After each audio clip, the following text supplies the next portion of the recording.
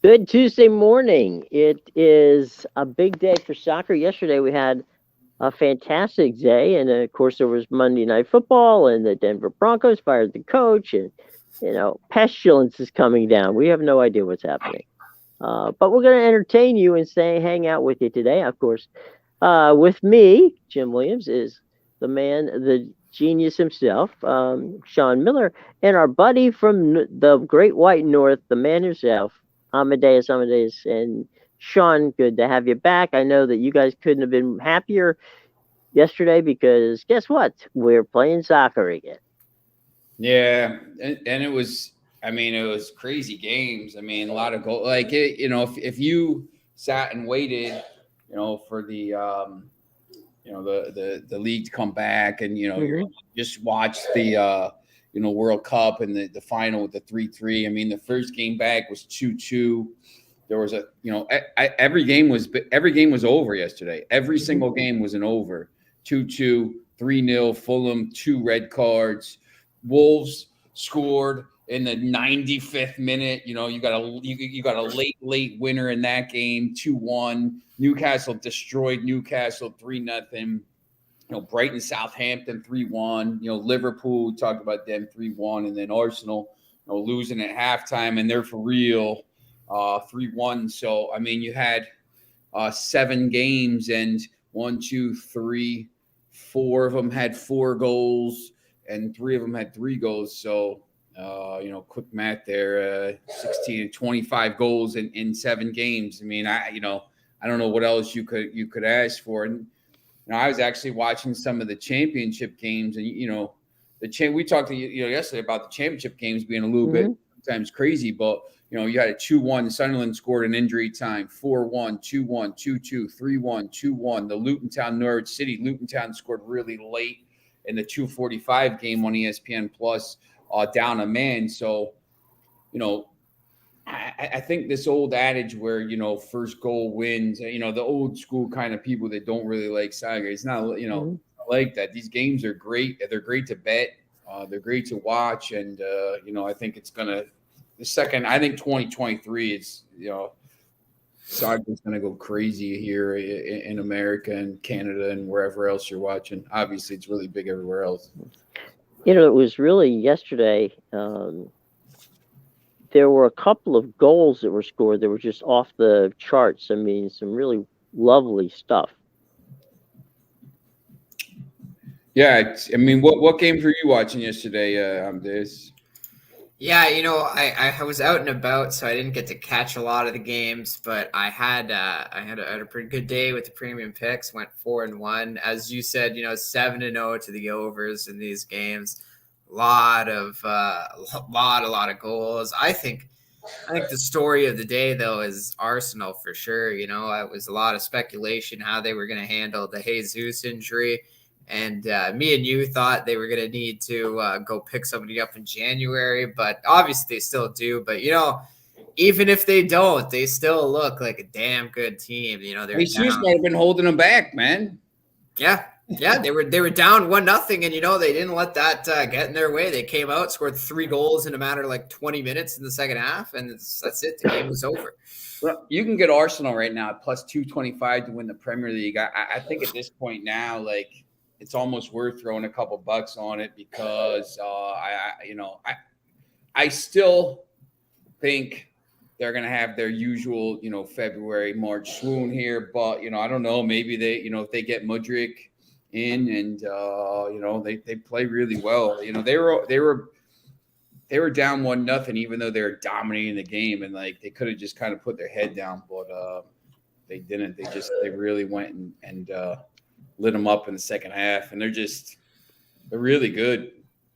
It's a shame to say, but got to listen to Arsenal fans now. But Arsenal, and then even Saka, man, like he is coming off a great World Cup, and look at that, right into it. I believe he scored a goal yesterday, so they were bad when the Arsenal fans were bad when they weren't any good. So now when they're good, I can't even imagine what they're going to be like. So They're going to be like Red Sox fans. Probably, yeah, I know. You know, The Red Sox they fan. don't win a World Series for over 100 years, and then once they win, it's like, hey, now they're more. I never thought I'd see the day where Red Sox fans would be more obnoxious than the fans from the Yankees, but there you go.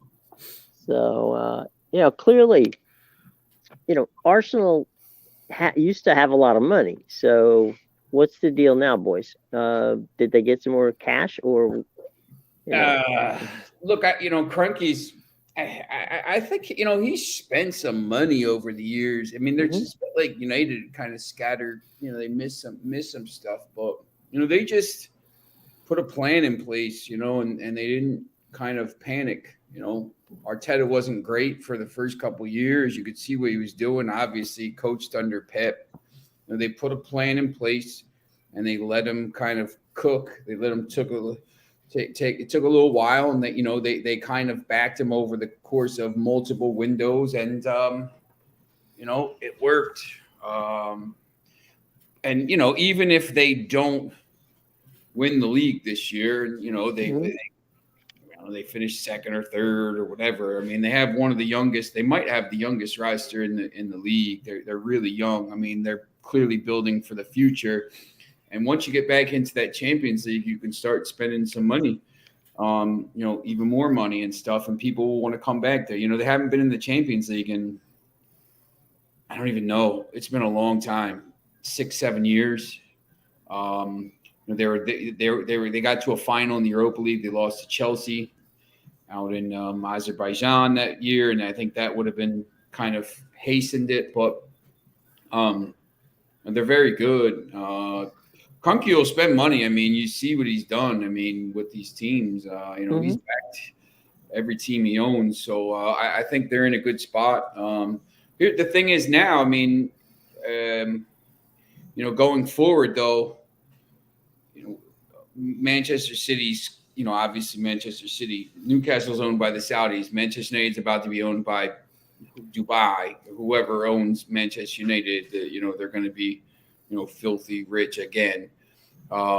So, Chelsea's owned by Todd Bowley. You could be, really good and still not finish top 4 in the league, in the next couple of years. I mean, it's going to be interesting. I mean, that's the thing with Liverpool. We're talking about, when Amadeus and I talk about it, they're getting old, and all of a sudden, like, they don't know what they're doing. Like, this Gakpo, like, I know, like, United could have had this guy 50 times. Like, apparently they didn't want him. Like, the scouting report wasn't sold because they don't, like, they have 7 guys that cut in from the left wing. They're on the right foot. They don't need an 8th guy. But, like, I don't know where he fits in at Liverpool, because they have these guys already, Jota and Diaz and stuff. I know they're banged up, but this guy's here for 6 years. I mean, I don't know. I mean, I guess unless they're selling Mo Salah and somebody else, which is possible, because I don't know who's buying them, but Amadeus. I mean, we've talked about Liverpool for a while, and then these other teams now. It's tough, man. If you're not, some of these teams are in trouble, man. Everton. Frank Lampard's going to get fired, but there's some teams. Aston Villa's got a lot of money. You look at them. I don't know what their plan is. West Ham's down in 16th. I mean, I don't know what's going on with some of these teams.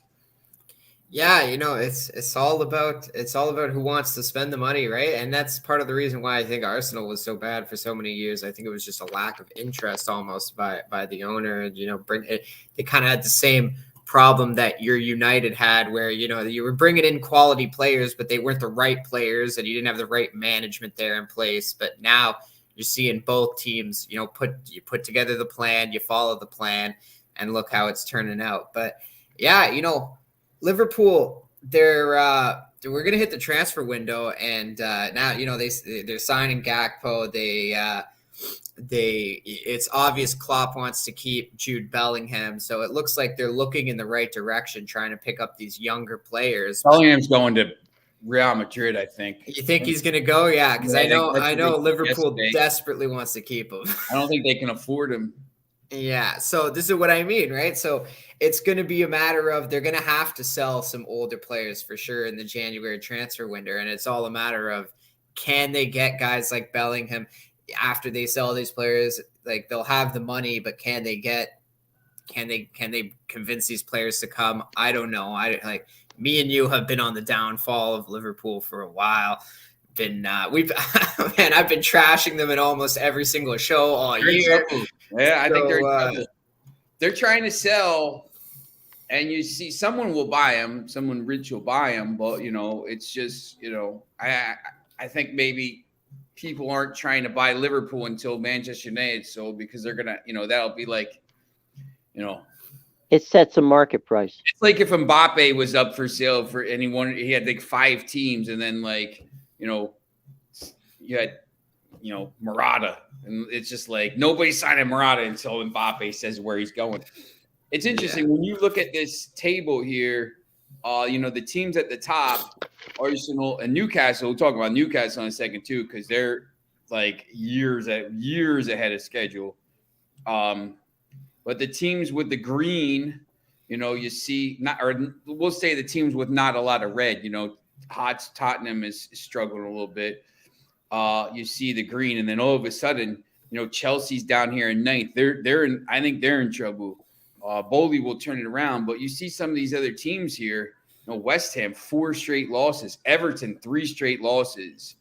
Our Wolves, we're going. Wolves and Nottingham Forest right here both have United next. Southampton's in a lot of trouble. But I think you're gonna see some managerial changes very soon. I think Frank Lampard probably has. Let's see. I'm going to go to Everton. I think Frank Lampard has probably this. He plays City next. Yikes. Then they play Brighton at home, and they play Manchester United. It's not here. It's on the FA Cup on the Friday. So they play Tuesday, Friday, United, and then there's a gap.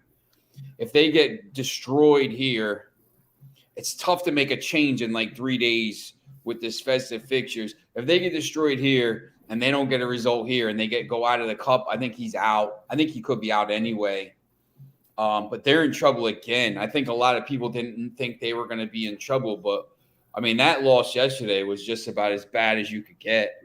And it's when you start to look at the see if they have the relegation markets, Bournemouth minus 150 still, even though they're a little bit up the table here.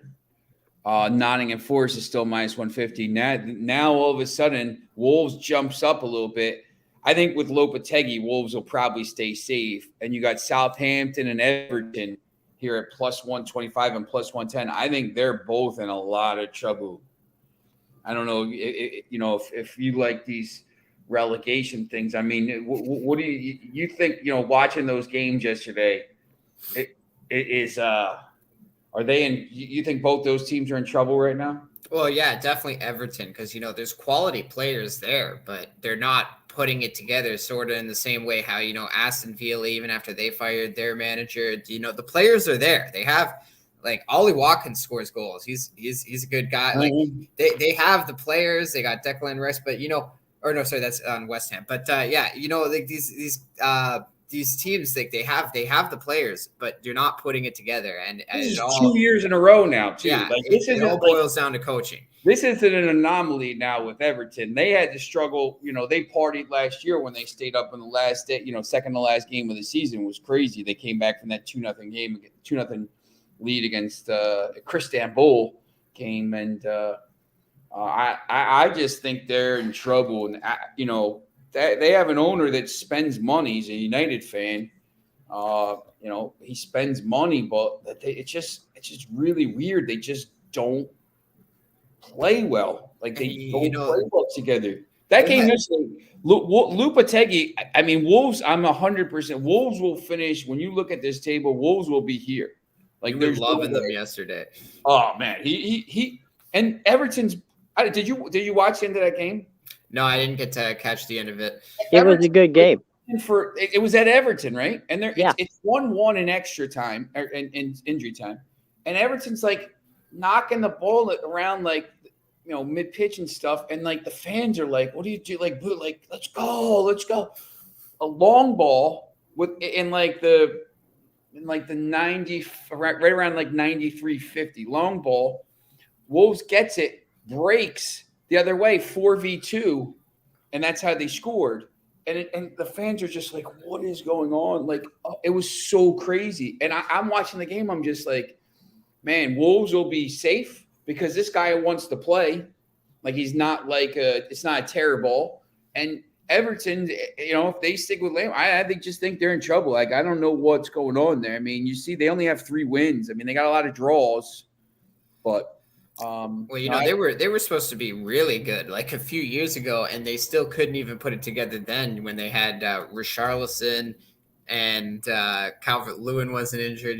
Like they had a chance to be good, and they just couldn't put it together. And now you probably lost to well, obviously one's injured, the other one went to Tottenham, but you lost some really good attacking players, and now you really can't do anything. And I think they're in trouble. I watched the game yesterday, Sean, and I'll tell you, it looked like the fans were going to come out on this, storm the pitch. I'll tell you, Jim. I mean, look, it's Liverpool as it is. I mean, is a little crazy. The fans. I mean, they now they have the the complex with Liverpool has actually been good, and Everton stinks. I mean, they're building that new stadium too. The crazy thing is they're building this new stadium down on the docks, and it's going to be really, really awesome. Because I don't know if either of you've been to Liverpool. The stadiums are in the same. Yeah. You walk up to the top Stanley Park, and like the stadiums are right here. Right. It's so crazy, and they're going to build this brand new stadium. It's going to be so nice, and they're going to be in the championship. And that's a disaster. That would be an absolute. If Everton got relegated, it would be an absolute disaster because you see some of these teams that have, Nottingham Forest, look, they're 2-time European champions. It took them 25 years to get back. Some of these teams, if you go down, Blackburn, they won a title in the 90s. Now they've been in the league. They've been in the championship for 10 years. Leeds, 16 years. I mean, it's, if you go down, Leeds is, just as big or far bigger than Everton. They were in the championship for 16 years. Their finances are already a disaster. Like they were financial fair play stuff. If they actually do go down, man, they're going to be in a lot of, they might not come back for a while.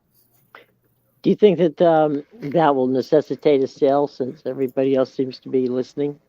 I don't, I think now if you're a Premier League owner, I mean, they just kind of took over, from Bill Kenwright, but, these, I mean, the Americans, everybody's buying in. I mean, they clearly think, I don't know how much more value can go into these clubs. I mean, you kind of look around the world and you have to think there's going to be some kind of economic reset at some point. Like everything can't be, milk can't be $10 a gallon. It's, something's got to change.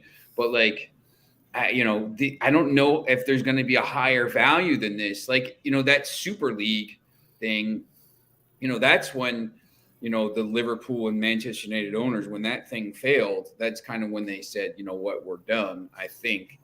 Because that would have been, they were going to hand these guys like a check for like $1 billion or £1 billion, whatever it was going to be. And it would have completely changed the whole landscape. And I think at some point it's going to happen because, you can't keep having, when you look at the tape, Newcastle United and Manchester City, like Manchester City, since they've been taken over, and PSG since they've been taken over, and the leagues aren't even. Every once in a while, somebody else wins, but the leagues are. What's the point?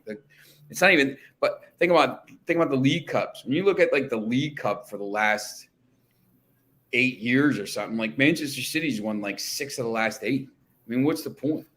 Like they have 3 squads of players. You know, the FA Cup sometimes is different because that, you know, I think it's a little more people kind of go, once you get to a certain stage, you start playing. But the League Cup, people are like, Manchester City puts their reserves out, and their reserves will finish top 4 in the league. So, I mean, it's not really – it's the same at PSG and Bayern Munich. I mean, you know, so for Bayern Munich, like, who cares if they win the Bundesliga? The only thing they care about really at this point is winning the Champions League. So, you know, if they go out to PSG, it's like almost a failed season for them.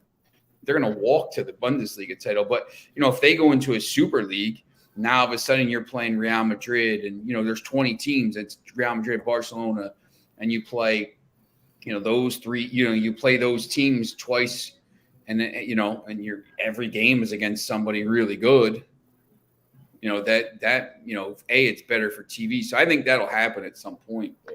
Well, with regard to something you just mentioned, it's if you get a Premier League team or, you know, something like a team like PSG and some of these others, the TV money is so good for, well, mainly the Premier League, but the TV money is so good you don't have to sell a ticket to make money, and so that does, you know, make it a little more.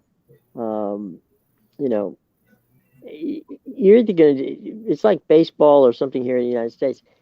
If you get guaranteed money, it's up to you to decide how to spend it. Some teams will spend it, some teams won't. Mm-hmm. You know, so at the end of the day, you know, some of these teams that are crying poor aren't really poor. They're just using the money that they have poorly. When you go to, you know, I go to Portugal, you know, I used to go all the time before COVID, but, you know, when you look at the Portuguese league schedule and you talk about, let me pull this up again. We talk about the MLS. You know, when you look at that Liga NOS schedule, the games are Thursday, Friday, every single game. Look at this. So here's the schedule. So tomorrow at 2, tomorrow at 4, Thursday at 12, Thursday at 2, Thursday at 4:15, Friday at 12, Friday at 2, Friday at 4:15. Every single game in Portugal is in a separate window. Right. Pedro will watch. So they're never competing. This is a weird week because it's Christmas and all this stuff. But right, like, you know, on a normal weekend, there'll be a Friday game, a Friday night game, and most of the time it's like Aruca and, you know, Rio Ave or something like that. You know, and then, you know, you see Braga Benfica is Friday at 4:15 here, which is it's 5 hours, 9:15 at night. So they play late there. They play like 9 o'clock at night, some of those games. So, you know, all these windows, you know, the Friday they'll have a game, Monday they'll have a game, and then they'll play the other, there's 9 games a weekend.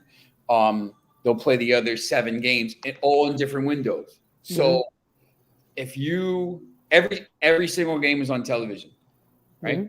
So if we would be sitting there, like we would go to Tondela because my friend Amaro's father-in-law and mother-in-law live in Tondela, so we would stay there, and we would go to the game, and it's like a 5-minute drive, and the guy's like, I'm not going, it's on TV, like the father-in-law. I'm like, what do you mean? It's right there. I can watch it on TV and then watch Benfica after, because everybody's either Benfica or Porto fans. Right. So like, they don't even care about ticket sales. Like, it's good to, like, I'm over there. Like, I'm like, man, I flew all the way to Portugal. I'm not sitting watching the game on TV. On television. Yeah, you could have done that at home. It's 5 minutes away. I would go to we would go to all the games, but like the stands would be like, except when Benfica plays Porto or something like that. Sure. But like, even when like Porto would play Guimarães, like a regional rival, like people wouldn't go because it's on TV. Well, like, and the clubs are just like, we don't care about taking money. We're getting all this TV money. Mm-hmm. So it doesn't even matter to them, like people that go to the game or not. So, that's the thing. The TV's completely changed, a lot of these things. And I think, when you get to the point like that, and that's the thing in England, that's why, the 3 p.m. kickoffs, which is 10 a.m. here, are blacked out there, because they say you have to go to the games. Like, they want you to actually go. But now people have IPTV and all this stuff, and they stream the games. They can watch it from America and stuff like this. So, like, that's why some people are just like, meh, like, I'll stay home. Well, I mean, again, it's one of those things where if you've got an ownership group that's committed to winning, they have the resources to do it. If you have a ownership group that is committed to taking as much money out of the club as possible, then you're going to have a bad situation. So it really just boils down to how badly do you want to win, and financially are you willing to make the investment? Yeah. Well, look at the Pittsburgh Pirates. Doesn't the owner pocket the TV money there? There was the answer to that question is a quick yes.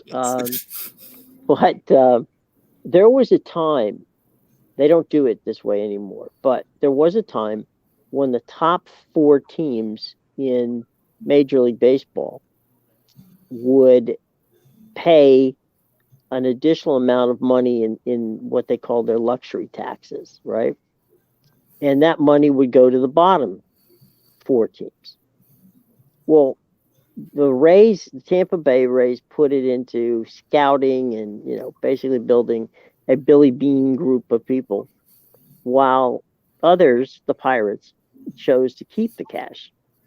And so in theory, the Rays built a farm system that basically they play kids until they hit their eligibility to go free agent, and then they let them go. And they're competitive every year. Pittsburgh's not competitive because if you trade everybody you draft, it doesn't make sense. So yeah, I mean, you in baseball, before you actually throw a pitch, every team in baseball, and this is not counting local money because local money is different, but from a television standpoint, the league receives $65 million. So every team in the league receives $65 million of TV money before they sell a ticket, or that doesn't count the money that you get from Yes Network in New York, or NBC Philadelphia, or those local deals that kick in as well. So at the end of the day, yeah, there's TV money in baseball, in basketball, in hockey, and obviously in National Football League. But you're either in. Andy Zimbalist, who was at Smith College in Boston, is a friend of mine. He's a sports economist, and he said you buy a sports team for one or two reasons. One, it's an ego thing. You want to own a franchise.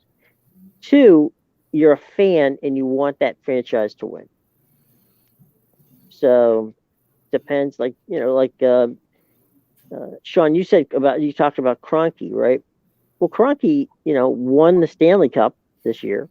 Yep. With his team. Cool. He's 1 year removed from, well, he is right now the defending Super Bowl champions, in a building that he built along with another group of people that were involved in what, in essence, is a $5 billion complex out there in LA. So just to Nuggets your point, I'm sorry, go ahead. Nuggets are good. Yeah. I mean, everything he owns, he invests in. It's like Mark Cuban. Everything he owns, he invests in.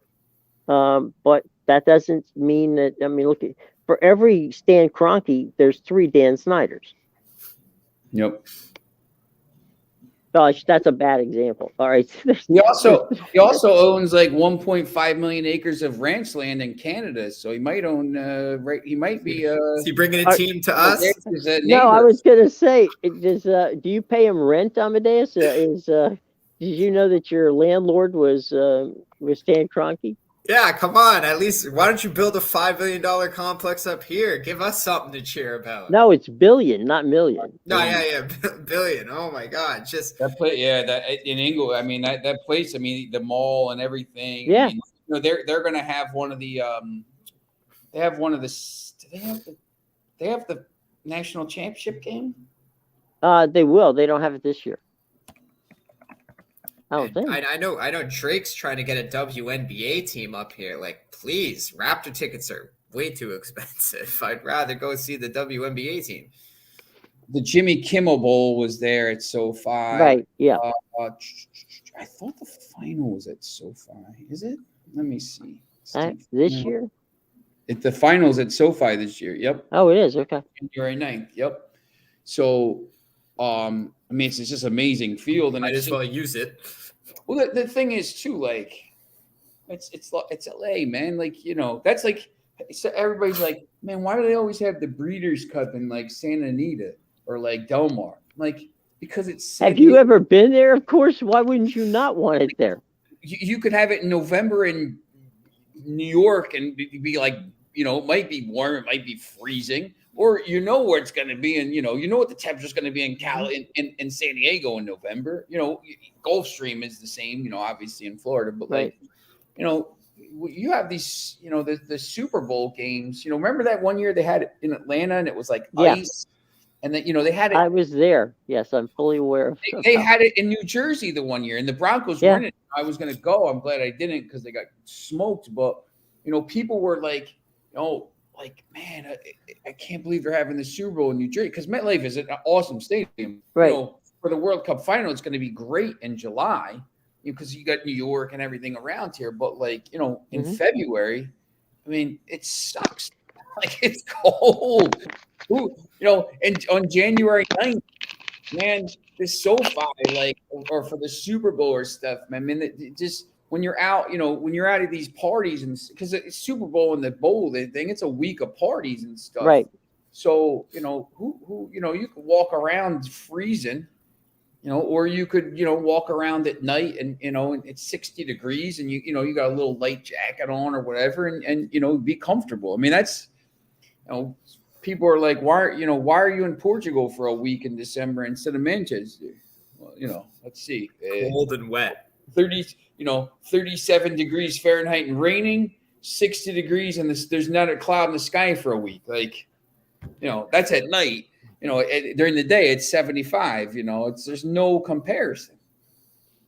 I'm going to write a book about this stuff, and I try to tell these people, like, you know, don't, you know, Manchester's a great town. I love Manchester. You know, it's a great town, but you know, when you're walking around at 2 a.m, when you're walking back to your hotel and it's 33 degrees and sideways rain, I mean, it kind of, you know, sucks. Takes away from the charm. Yeah, you know, you know, it's. You know, I love the, you know, I like the Christmas markets and all that stuff, but you know, it is like, you know, I'm gonna probably go in February. I'm gonna go over in February and March, you know, for thing. You know, I have to. I'm going to be in Spain. I'm going to be in Manchester. I'm going to be in Spain, you know. Go in March. Then you can watch my Italy beat England. Yeah, I'm going to actually be there. I'm going to, I don't know when I'm trying to figure out when I can go, because I have a break from work, and is that in England? Actually, I don't even know where the first leg is. I think it's in that first week though. Don't they play each other on that first break? On the first week. It's in Italy, yeah, March 23rd. Oh, it's in Italy, Yeah, and then the other one is October 17th next year. So yeah. Let's put like the one in England closer to the fall winter time than the spring summer. That was a good choice. That was a genius, yeah. Like, somebody at the Weather Channel, you know, put that one together. Because at least, you know, when Italy plays, I think they play most of their home games in Rome, so it's not too bad most of the year in Rome. There's that's actually the first game, by the way, too. Italy, England, North Macedonia, Malta is that day. San Marino plays Northern Ireland. Oh, that's a showstopper. Portugal plays Liechtenstein that day. France plays Netherlands the next day, Friday the 24th. That'd be interesting. That's probably going to be. I bet you that'd probably be in Paris. But yeah, I think I may end up staying for that. We'll see. I got to be back. I think. I know golf starts on the 23rd of March, but I can cover that from wherever. Baseball starts on the 3rd. So I'm already getting Masters commercials on the TV. Oh, man, it's crazy. Like, it's not even 2023 yet. A tournament like no other. Yeah, literally, it's always like the music and there's nothing else. Like that one fading away picture. There's something very interesting about the Masters. Not to get off topic here for a second, but the Masters is the only major sporting event where they, meaning the Masters, pays the network to carry it. Really? They do not take any money from CBS. CBS, wow. They what the deal is with CBS is CBS handles all the production, and what happens is that the Masters, the Augusta National Golf Club, sells all of the advertising membership stuff for the commercial time. So the Masters can, people say, well, how come the Masters doesn't come on until 2:00 in the afternoon and they're not on cable? Because that's the way they want it.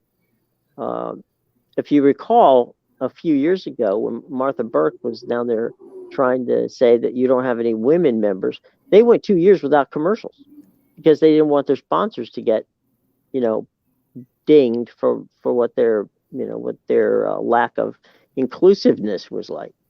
So yeah, the Masters is, and the funny thing is, if you go down there, and it is a bucket list thing if you enjoy following golf, you walk into the grounds and everything, it's like you walked into the 50s. All of the you can spend the whole day eating and drinking for $20. Wow. I mean, the sandwiches, all that stuff it's like you walked into an old bazaar. I mean, it's like, okay, maybe I should dress for the 50s. Super hard to get tickets though, right? Oh, it's ridiculous. It's almost impossible. You have to be invited. And as you remember, they don't call the people who attend the Masters fans in Augusta. They call them patrons. So I'll tell you what, it's easier to go to St. Andrews and watch the Open there than it is to get to Augusta. Yeah. And actually, you could even play St. Andrews. Yeah, Augusta's open for like 2 weeks of the year to the public, and that's it. Then they close down. Well, they're open for the members for 4.5, I think it's 5 months. Yeah, I think they open it for the public for 2 weeks of the year, and then they close it down and get it ready for the tournament afterward. Right, the next year's tournament. Yeah, at the end of the year, let the public on last 2 weeks. 5 months, and then they close it down. So anyway, meanwhile, back to the other stuff. Yeah, it's crazy, but yeah, that they lay. They want 100% control, and they get it. Wow. Yeah, well, look at them. They're letting the live golfers play, so they do whatever they want. They look at it like we're bigger. We're bigger than we're like one of the biggest majors. So they just do what they feel. Well, that's when you're paying the bills. You can do whatever you want to do. My house, my rules, right? Yeah. So. Let's jump for a second, guys, into a couple things that happened yesterday. Let's start with about 5 minutes after the show that we did that I think both Sean, you and Amadeus said it's time to fire the coach in in Denver. They fired the coach in Denver. Clearly, they watched the show. So the Walmart group's not effing around. They No. don't. Yeah, and they're going to get Sean Payton apparently, which is look. No. He's coming to my Cardinals. You be quiet, Sean. He's waiting for Cliff to get canned, and he's They coming. already. That's why they got rid of this guy early because the Cardinals. He's going to be hired before the Cardinals even get rid of that guy. That's the thing. Well, he's already. If there's a story in the Athletic that says that Sean's already got his staff put together. Yeah. Yep. His all-star staff with Vic Fangio. Vic Fangio. I wouldn't exactly. No offense to Vic, but I wouldn't exactly say that's an all-star group of people. I like the coordinator. The coordinator that guy Elvis. He's like the one guy they fired yesterday, so he's definitely going to be there. He's very good. Foxy chiming in with his anti-United stance. Be a great. Hello, Foxy. Yes. Manchester United. Wait, never mind. Yeah, Foxy. I'm going to be honest. We didn't need him. He where are you going to put him? I'd rather Garnacho's better than him. Rashford's better than him. Like, we have 7 guys on the left wing that cut in on the right foot. He's not a 9. We need a number 9. We need a forward. So, where's he going to fit for Liverpool? And when everybody's healthy, I don't even know if he plays. So, yeah, look, I don't, we need Enzo Fernandez or, somebody like that. João Felix on loan. I don't know. We need somebody like that. Like, we need a 9. We need a Victor Osimhen or something like this. But just go ahead. And Foxy, stay tuned after this. Amadeus and I we'll do our picks for, right after this. Just tune back in at 10 o'clock. The other big news, and there's 2 more on the football side. Tua Tagovailoa will not be playing. He's been put back in the concussion protocol. I think they're done. There's going to be some lawsuits coming out of this one. So I think they're in trouble. I mean, when you look at the playoff race, they're down to 7th now. Mm-hmm.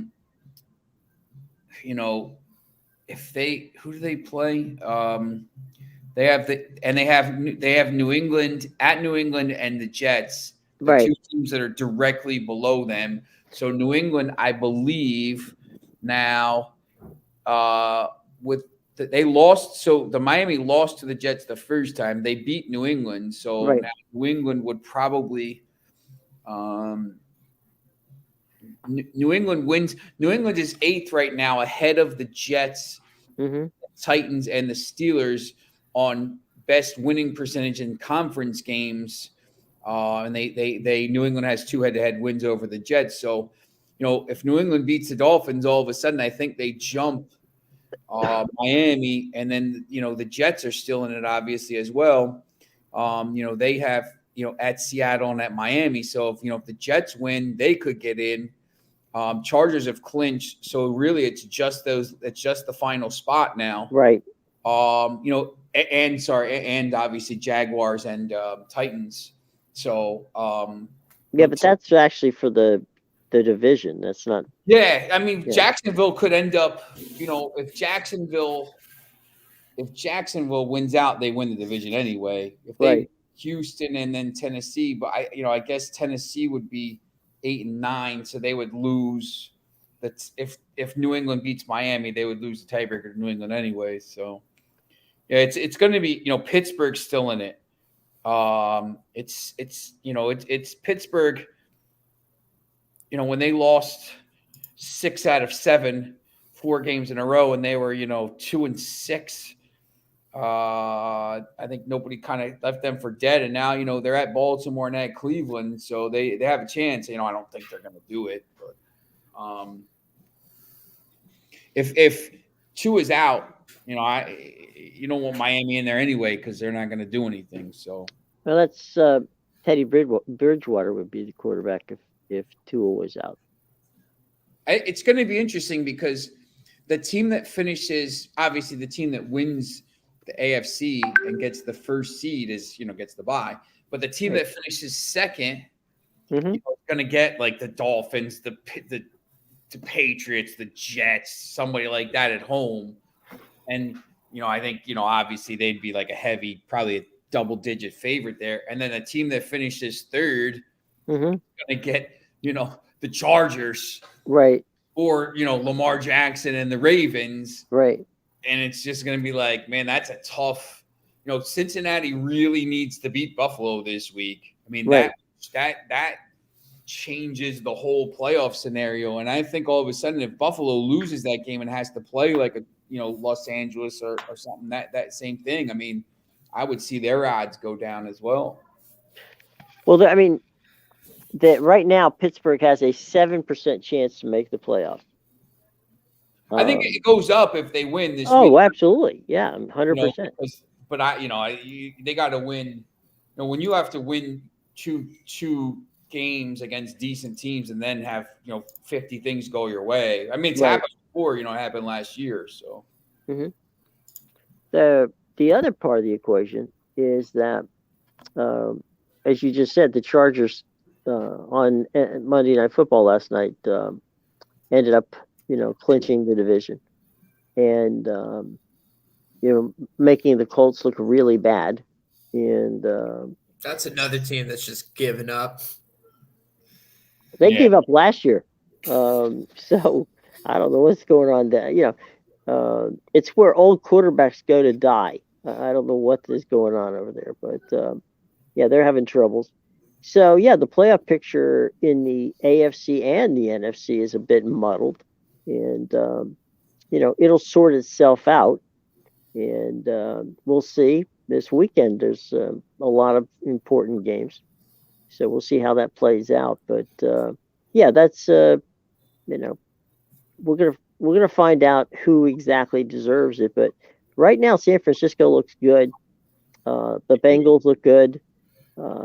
It looks like there's a strong possibility that the Bengals may return to the Super Bowl again. Yep. They're just Bengals 49ers part 3 here. Yeah. It's certainly, it as the old saying goes, it ain't out of the realm of possibility. What were you gonna say, Amadeus? No, I was just saying they're one of those teams that's gaining steam. Yeah. That's what you look for, right? The team that are hot, like over the weekend, Sean Payton said a stat. No team has ever made the playoffs losing all 4 games in December. Well, that's what the Dolphins just did.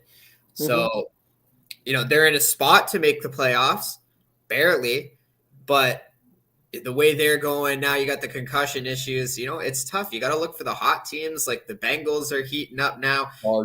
The Jaguars are getting hot. They've one interception for Trevor Lawrence in like his last 7 weeks. Even the Packers are getting hot. It's like they got their wide receivers back healthy now. They've had a good run game all year. The defense has kept them afloat in a lot of games. Now it's all starting to come together. And, everybody laughed at Aaron Rodgers a few weeks ago when they were like, whatever, with 4 wins. And he said, we can run the table and make the playoffs. Everybody laughed at him. And now, he's the one laughing with 2 games left. You don't want to play them. That's the thing, man. If they get in and Minnesota finishes if they finish 7th and Minnesota finishes 2nd, man, Minnesota wants, I know they've beaten them twice, but, I don't think Minnesota wants. You don't want to play a team 3 times in a year. They've only played them once. They planned this week. So, The second game is so close. Like, like 3 weeks. Yeah, I think Minnesota wants to go out there and win this game this weekend and stay ahead of for the 2nd seed, and stay alive for the 1st seed. But I think mainly they want to just get rid of the Packers. They don't want the Packers in there. They want to drive a stake through their hearts. Yeah. And I never understood that. Like sometimes you get those situations even in other sports like hockey and basketball, and it's like a team will rest their players or they won't try against another team in the last game of the season against another team that needs the game to get in. Why do you want to face that team in another 3 weeks or even have that possibility? Just get them out. Okay, just get them out and don't have to worry about them. Take on another team. No, you're right. I mean, I've seen coaches that are saying, well, I don't want anybody to get hurt. Well, that's understandable. Nobody wants anybody to get hurt. But at the end of the day, if that team that you sat down and rested, you're going to see again, those reps make sense. You need those reps. So I don't know. It's a theory of the case. It's kind of like the old joke that those who play prevent defense prevent themselves from winning. That's right. Yeah, I'm all about just get the team out. You don't want to see them in 2 weeks, okay? Because they'll beat you in 2 weeks. No, I've got the old Barry Switzer, Jimmy Johnson theory, and that is, if I can beat you by 100 points, I'll beat you by 100 points. It's I have no problem putting the foot down and gassing it, because and I know if you're playing well, don't screw it up. Well, look at the Colts. You blow a 33-0 lead. Like, is there really ever a time you could take your foot off the gas? No. Not if you're the Colts. Yeah, never do it. Look at what happens, and I think the Colts is just a great example. Even when you think you have a game locked up at halftime, you don't. You don't. 33 points is a pretty good pad. Well, Matt Ryan does what Matt Ryan does. Okay, he blew a 24-point lead in the playoffs, and people can say, well, he's not the one playing defense, but people can also say you scored all your points in the first half and did nothing to help out that lead in the second half. Well, I remember that game. It was in Atlanta, and it was in the dome, the new dome, and I remember seeing Richie McKay, who at the time, well, it still is, the president of football operations for the Falcons. And at halftime, I saw him. I said, "Well, looking good for you." He goes, "Don't say that. You're jinx us." So it's you. Am I supposed to take? No. I'm taking no responsibility for that at all. But no matter how good you are or how bad you are, I mean, things can happen. Look at how many times you're watching an NBA game or an NHL game where all game long everything looks like the team is just playing like lights out. In the final 6 or 7 minutes, you look up and the scoreboard has the other team ahead. You're like, I was here for that 8 minutes. I don't know what the hell happened. Well, I'll never forget the day my Sharks in the playoffs against Vegas scored 4 goals on a 5-minute power play, broke NHL records just to tie that game and beat Vegas in that series. But NBA is another story. NBA is just like atrocious to watch. Teams with 20-point leads in the first quarter and it's gone by halftime. Like, it should be the NDA, for no defense association. That's what it is. People have been asking me, guys, do you watch the NBA? I said, yeah, the last 10 minutes. Yeah, literally. You literally need to watch the fourth quarter. I've even had like my girlfriend ask me, "Oh, do you need to watch that game?" The fourth quarter. Yeah. I'll put it on in the fourth quarter. Right. Yep. No sense wasting your time. Yeah, watching 3 quarters of teams going back. If this team goes up 10, and then that team comes back on a 16-2 run, and then this team, like the Clippers last night, you only need to watch the last 13 minutes the last 3 minutes of the game. That's I think that's why I like college basketball better. Yeah, it's exciting. It's like 2 games. Yeah, the tale of 2 games. Pretty much. We got a couple of bowl games tonight, boys. Any thoughts on those games? I kind of liked the under in the East Carolina, Coastal Carolina, just because this is going to be Coastal Carolina's probably first game in 2 years without Grayson McCall. Yeah. The guy, I just want to point out, this is the quarterback who, at the beginning of this season, when asked if he was going to go into the transfer portal or come back to Coastal Carolina, his response was, "Of course I'm coming back. I piss turquoise." And as soon as he wins an award this year, goes right into the transfer portal. So what happened to pissing turquoise? It'll be another color. One of these games has 80% chance to win on matchup predictor, and the line is under 7. Ooh. Huh. That's right. It's the 3:15 game. Memphis and Utah State. That's the yucky one to me. Memphis has an 80.2% chance to win that game against Utah State. Memphis's quarterback right now is Hennigan, has 3,287 yards passing and 19 touchdowns. But you know how I am with the 80% chance to win. You'll be on Memphis. Somebody in Vegas knows something we don't, boys. These games are interesting. The college basketball ones work out pretty well with that. But I kind of went through the games are tough. The other games. There's one like that tomorrow too. But these games are the tough pack today. the pack teams start playing tomorrow. They've got Washington. Is it Washington, UCLA, and I want to say Oregon State, but I could be Oregon wrong. plays North Carolina tomorrow. Yeah, that's Oregon. Right? Yeah. Then Thursday is Washington, Texas, and then Friday is UCLA, Pittsburgh, and so the pack. And then Saturday is no pack.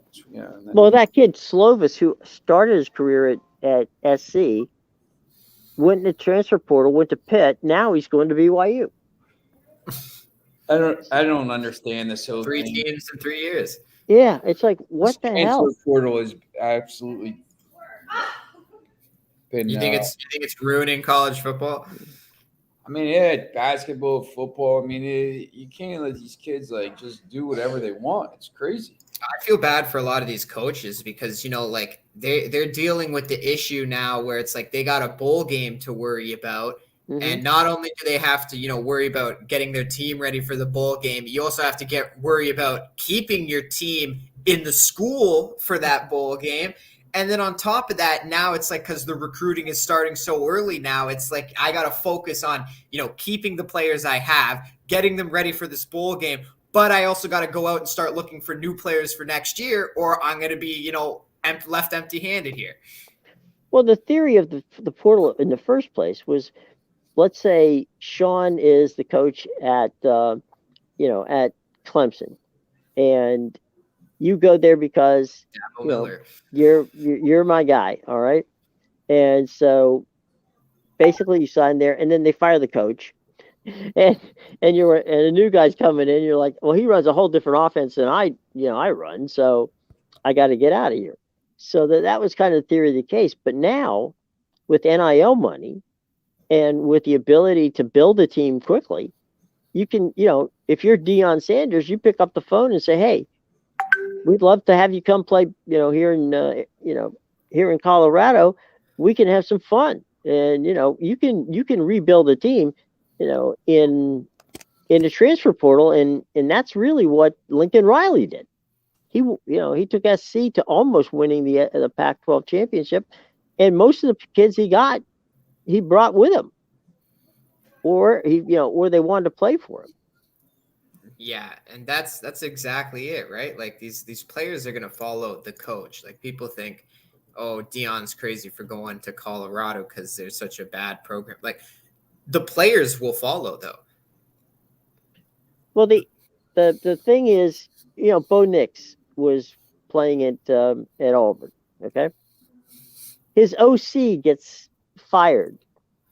His OC gets hired in Oregon. So he goes to transfer portal, goes to Oregon, and all of a sudden his career has been rejuvenated.